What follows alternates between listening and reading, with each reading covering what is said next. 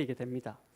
작전 시간에는 전반전에 치루었던 경기 내용이 어땠는지 살피기도 하고, 그리고 볼 점유율은 몇 %인지, 그리고 작전 시간에 슈팅 수는 몇 개인지, 또 그 중에 유효 슈팅은 얼마나 찼는지, 코너킥은 얼마나 찼는지, 그리고 가장 중요한 것이 무엇입니까?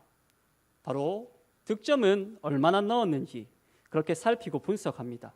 그 분석을 바탕으로 후반전 경기를 어떻게 치를 것인지 모든 코칭 스태프들과 감독은 선수들에게 작전을 지시하게 되는 것입니다. 이 모든 것이 바로 하프타임 시간대에 이루어집니다. 이에 대해 밥 보포드라는 사람은 자신의 책 하프타임에서 우리가 주님을 만나기 전을 축구의 전반전으로 비유하고, 우리가 주님을 만난 이후의 삶을 축구의 후반전으로 비유하고 있습니다. 밥 보포드는 자신의 삶의 전반전을 돌아보았더니 시간 사용이나 물질 사용, 미래 계획이 모두 자기 자신만의 유익을 위해서 살아왔다는 것을 깨닫고 그렇게 살아왔다는 것을 고백하게 되었습니다. 예를 들면 이런 것입니다. 어떻게 하면 공부를 더 잘할 수 있을까? 어떻게 하면 친구를 더 많이 사귈 수 있을까? 어떻게 하면 돈을 더 많이 벌 수 있을까 하는 생각을 하면서 대부분의 사람들이 인생의 전반전을 그렇게 살아왔다는 것입니다. 그런데 밥 보포드는 예수님을 만나고 난 이후의 삶을 인생의 후반전이라고 칭하면서 인생의 후반전은 무엇을 위해 살아왔는가 하고 보니까 하나님 나라의 영광을 위하여서 살아왔다고 그렇게 분석하고 있습니다. 물론 그 분기점이 되는 시간이 바로 인생의 하프타임이라고 그렇게 정의하고 있습니다. 즉 주님을 만난 이후의 삶에는 놀라운 삶의 변화가 나타나기 시작합니다.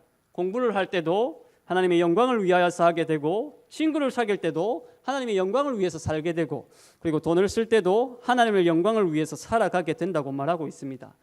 오늘 이 시간 우리가 드리는 이 수요 성령 집회를 통하여서 여러분의 삶 가운데 어떤 변화가 일어났는지 말씀을 통하여서 살펴보고자 합니다. 첫째로 예수님께서 한 영혼을 찾아오십니다. 누가복음 19장 1절 말씀을 다 같이 읽어보도록 하겠습니다. 예수께서 여리고로 들어가 지나가시더라 라고 말씀하고 있습니다. 여러분, 여리고는 구약 성경 여호수아 말씀에 처음으로 등장하는 도시입니다. 당시 여리고성은 이스라엘 백성들이 정복해야 할 도시 중에 하나였습니다. 그 당시 여리고성은 이스라엘 백성들이 정복해야 할 너무나도 어려운 성, 난공불락의 성이었습니다. 그래서 가나안 사람들조차도 가나안 정복 전쟁 중에 여리고성만큼은 쉽게 빼앗기지 않을 성이라고 그렇게 자신했습니다. 그런데 하나님의 뜻은 너무나도 달랐습니다. 이 가나안 땅에서 가장 먼저 정복해야 될 성은 여리고라고 그렇게 했습니다. 왜냐하면 이스라엘 백성들에게 여리고성을 가장 먼저 허락하셨기 때문입니다. 하나님의 방법은 언제나 우리의 생각과 다릅니다. 언제나 의외의 방법으로 우리에게 역사하십니다.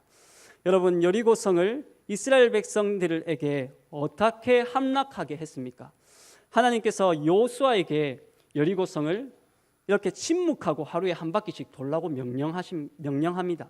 그리고 마지막 날에는 여리고성을 7바퀴 돌고 그 성을 향해서 모든 백성들이 함성을 외치라 라고 그렇게 명령하십니다. 이러한 하나님의 너무나도 무모한 명령에, 너무나도 비상식적인 명령에 모든 이스라엘 백성들이 어떻게 합니까? 예, 알겠습니다 하나님 하고 순종하게 됩니다. 여러분, 하나님의 명령은 언제나 그렇듯이 상식을 파괴합니다.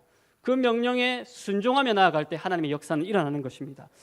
여러분, 만약에 여러분의 삶 가운데 하나님께서 다소 상식을 파괴하는 그런 명령을 내리신다면 그때 여러분들은 어떤 반응을 보이시겠습니까? 여러분들도 이스라엘 백성들처럼 기쁨으로 순종하시겠습니까?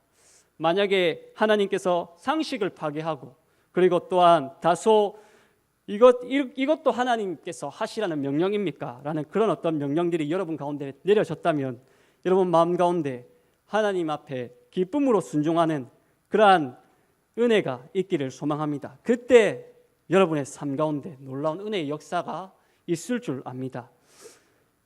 이처럼 하나님께서는 과거에 한 도시를, 죄악의 도시를 그렇게 은혜의 도시로 변화시키셨듯이 오늘 본문에서는 한 영혼을 변화시키고자 여리고를 찾으십니다. 주님께서 변화시키고자 하는 사람은 바로 오늘 본문에 등장하는 삭개오입니다. 여러분, 주님은 바로 여러분을 변화시키고자 오늘 수요 성령 집회 가운데도 역사하십니다. 주님의 역사는 때로는 마음의 상처를 간직하고 있는 성도를 위로하시기 위하여 우리를 찾아오시기도 하시고, 때로는 우리의 병든 몸을 치유하시기 위하여 우리를 찾아오시기도 하십니다. 때로는 상한 심령을 고치기 위하여 우리를 찾아오시기도 합니다. 그렇습니다. 오늘 수요 성령 집회 가운데 여러분을 찾아오시는 분은 바로 우리 주님이십니다. 이 분명한 사실을 분명히 붙드시기를 간절히 소망합니다. 둘째로 삭개오의 마음에는 예수님밖에 없었습니다. 누가복음 19장 2절 말씀을 다 같이 읽겠습니다.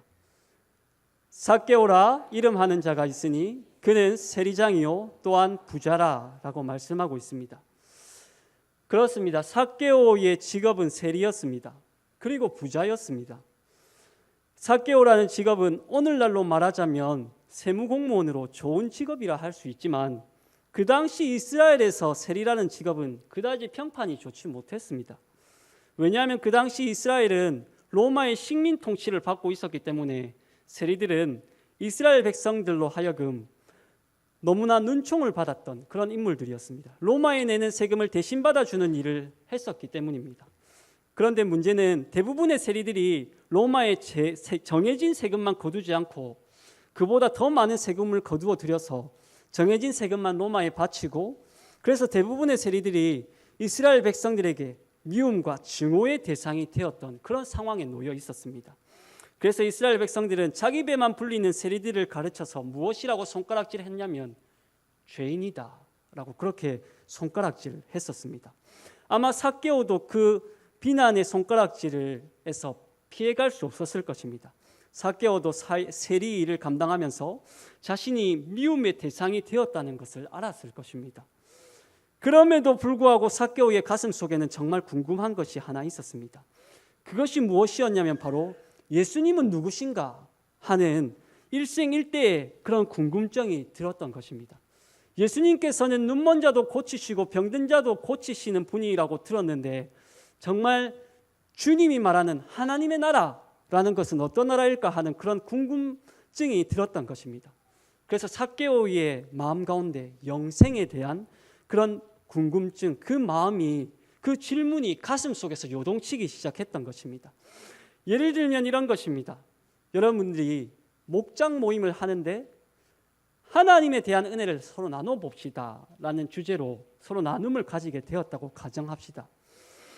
대부분의 사람들은 주님에 대한 은혜를 자연스럽게 나누는데, 그런 것 같은데 만약에 여러분 자신만 주님에 대한 은혜가 무엇인지 모르고 있는 것 같다면 기분이 어떨 것 같습니까? 그럴 때 우리도 자연스럽게 품게 되는 그런 질문이 하나 있을 것입니다. 그것은 과연 예수님이 누구시길래 다른 사람들은 다 누리는 주님에 대한 은혜를 왜 나만 모를까 하는 그런 의문이 던져지는 것입니다. 지금 그런 의문이 삭개오에게 들었던 것입니다. 그래서 우리도 주님의 은혜를 한번 경험해 봐야 하겠다 하는 그런 마음을 가지게 되는 것입니다.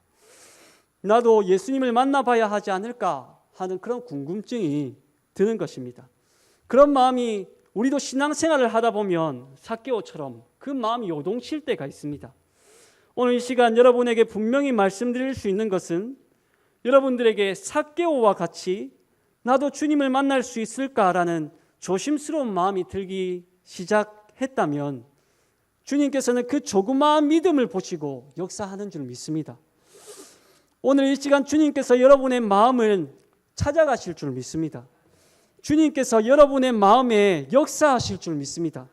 여러분, 주님께서는 큰 어떤 마음에 역사하실 줄 아시지만, 그러나 오늘 주님께서 요구하시는 믿음은 무엇이냐면, 그 마음은 무엇이냐면, 여러분의 마음에 그런 삭개오와 같은 나도 주님을 알 수 없을까, 나도 주님 앞에 나아갈 수 없을까 하는 이 조그마한 믿음 가운데 하나님께서는 큰 은혜의 역사를 일으키신다는 것을 오늘 이 시간 꼭 기억하시기를 소망합니다.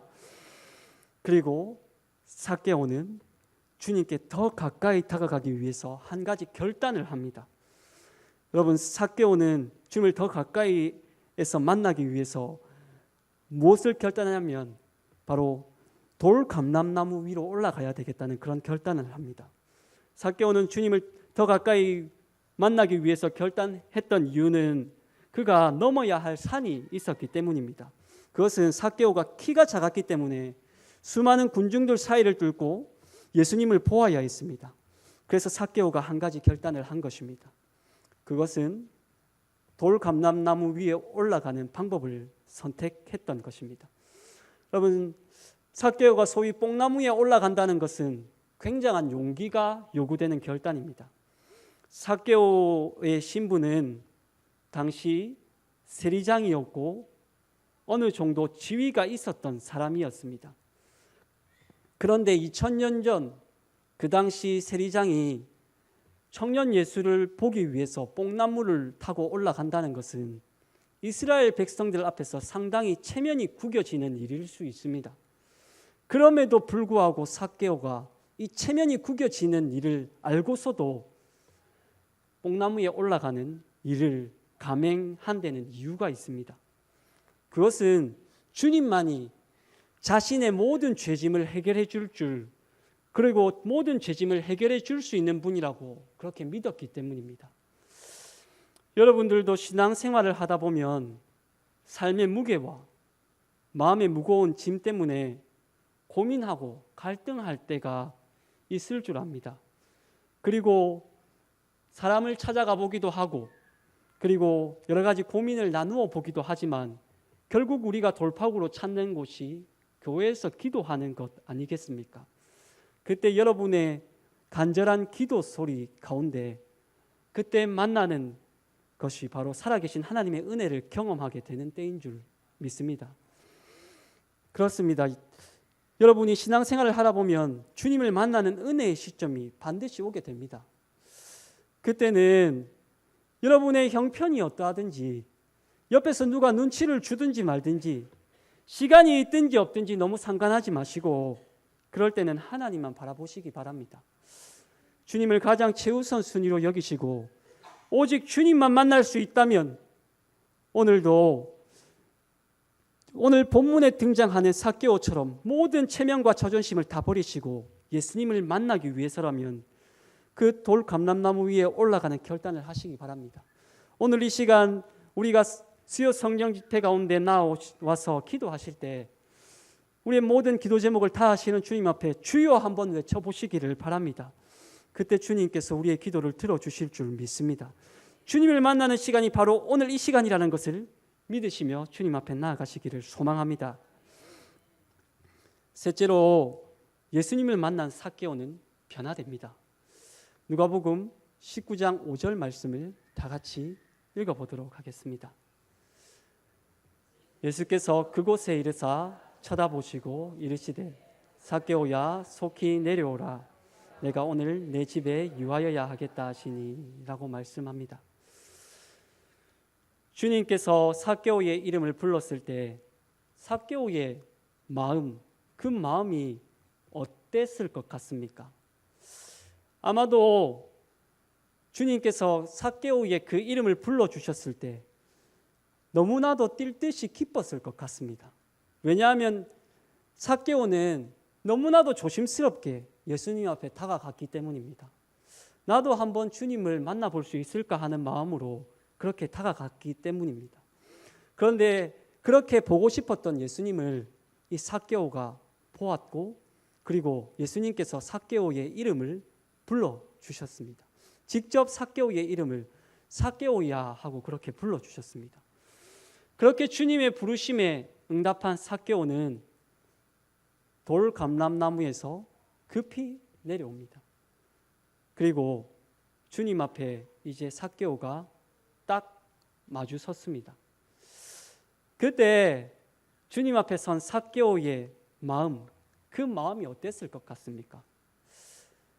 아마 삭개오는 예수님 앞에 섰을 때 자신의 죄를 직면하고 말았을 것 같습니다. 아마도 거룩하신 예수님을 처음 만나지 않았겠습니까? 아마도 너무나도 거룩하시고 너무나도 순결하신 예수님 앞에 서니까 삭개오의 마음이 와르르 무너져 내렸을 것 같습니다. 수많은 사람들은 삭개오를 향해서 무엇이라고 수군거렸습니까? 바로 죄인이다, 죄인이다 라고 그렇게 수군거렸을 것입니다. 그렇지만 삭개오는 그 말을 애써 외면하면서 수많은 세월 동안 살아왔을 것입니다. 그 말을 한 줄 왜 몰랐겠습니까? 삭개오도 다 알았을 것인데 그래도 애써 외면하면서 살아왔을 것입니다. 그냥 남들 말에 신경 안 쓰고 살아왔을 것입니다.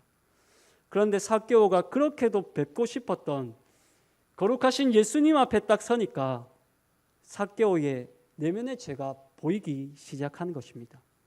자신이 얼마나 돈을 사랑하고 얼마나 이기적이고 얼마나 욕심 많은 죄인인지 깨닫게 된 것입니다. 자신 안에 있는 내면의 벽이 그렇게 탕 깨어진 것입니다.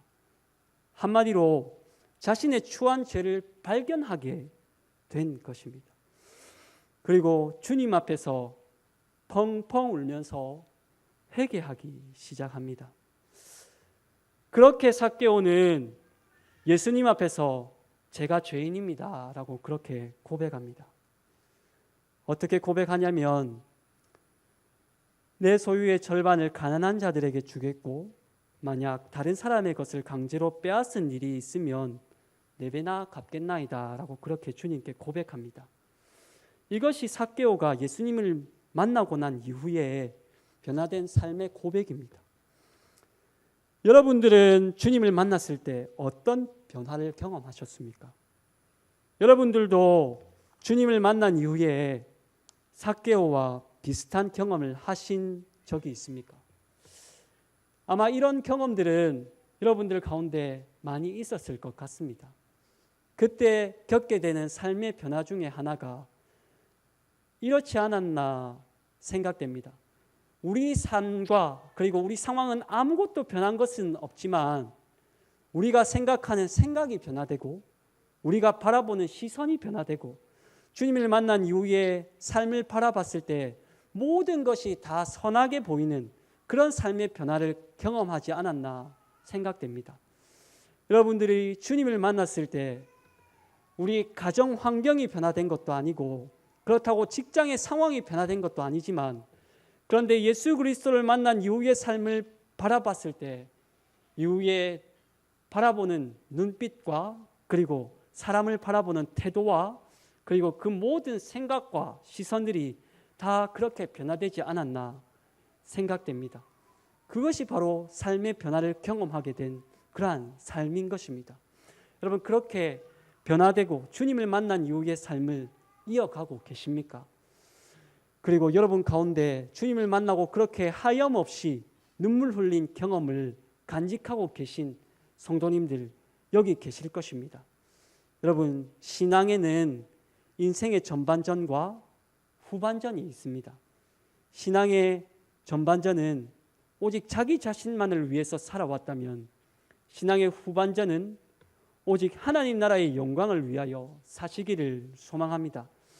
삶의 진정한 변화를 그렇게 경험하는 우리 하늘샘 교회 성도님들 다 되시기를 간절히 소망합니다. 오늘 이 시간 우리가 말씀을 붙들고 기도하며 나아가기를 원합니다. 말씀을 붙들고 기도할 때 예배를 통하여서